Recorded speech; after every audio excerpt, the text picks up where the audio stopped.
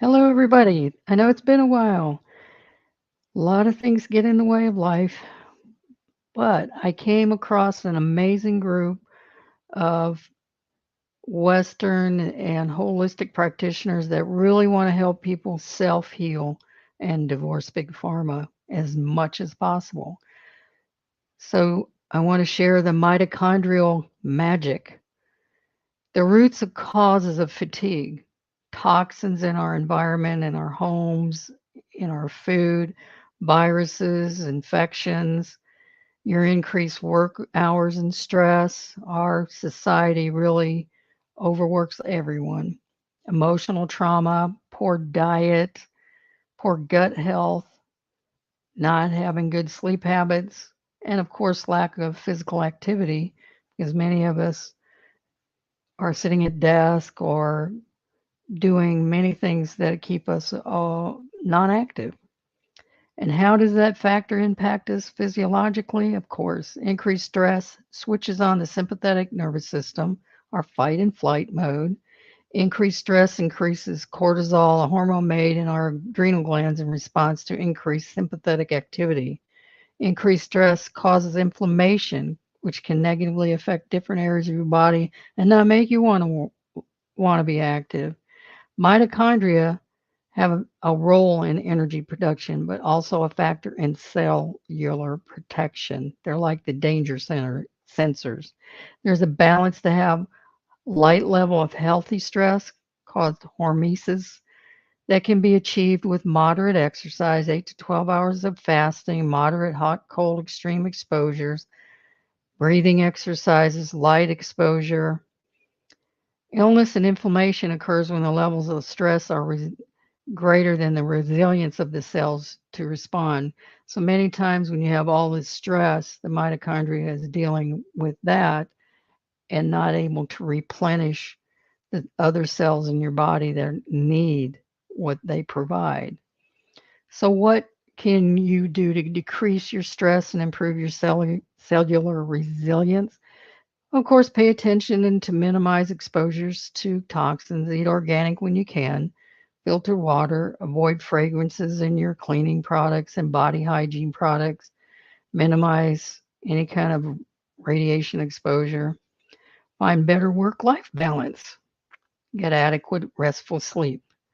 Address psychological emotional trauma. That's something I focus on to help people release physically, mentally, emotionally what we stuff in our body, and our body talks to us. But you don't have to do the talk therapy. You can release it gently, easily, and quickly. Maximize your gut health using all of the above and minimizing drugs that have negative effects on your gut function, like antibiotics, acid blocking medications, probiotics, the right ones work really well. And consider supplements. Magnesium, I see, is key. Find the one that works for you that you can take well because it is key to allow vitamin D to um, have the nutrition. And the NAC, the one that is with the acetylcysteine, that has been found to have 60% cross over the blood brain barrier, where the plain NAC is just 6%.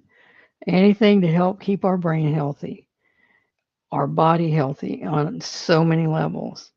And there's hermetic stress exercises you can look up. And of course, don't overuse stimulants such as caffeine or energy drinks. So, a side story, doctor that was part of this group had anemia her whole life. Didn't know why. Didn't want to take the iron because it made her constipated. Understandable. And started magnesium. She didn't really say why, but she started the magnesium, which is very good for muscle cramps, for calming, for sleep. And you want the L-carnitine in there as well to help um, absorb it well. So she started that magnesium, and for the first time in her life, no anemia. So it can be key in so many areas in our body, totally unaware. And the D ribose that's mentioned in this is the sugar we make when we metabolize food. So it doesn't cause diabetes, and you can cut the sugar that is toxic to your body, and you can try some of this instead, and you won't have the side effects and the problems with it. So anyway, I just really want to promote magnesium as well as the other nutrients. Try what works for you and don't give up, because we have many things that we can do to self heal and divorce big pharma. And I will go on and share that in the next session. So I appreciate your time, and hopefully this is good information for you and you can share it with loved ones. Now, I know that my mother has had a gastric bypass, so and she just had an iron infusion, so we're going to get her the magnesium salt spray. You can put it on your legs at night, but what you want to, if it irritates your skin, just leave it on 20 minutes and then wash it off. Because of the salt, some people's skin is very sensitive, but it will absorb much easier. Don't have to go through the gut.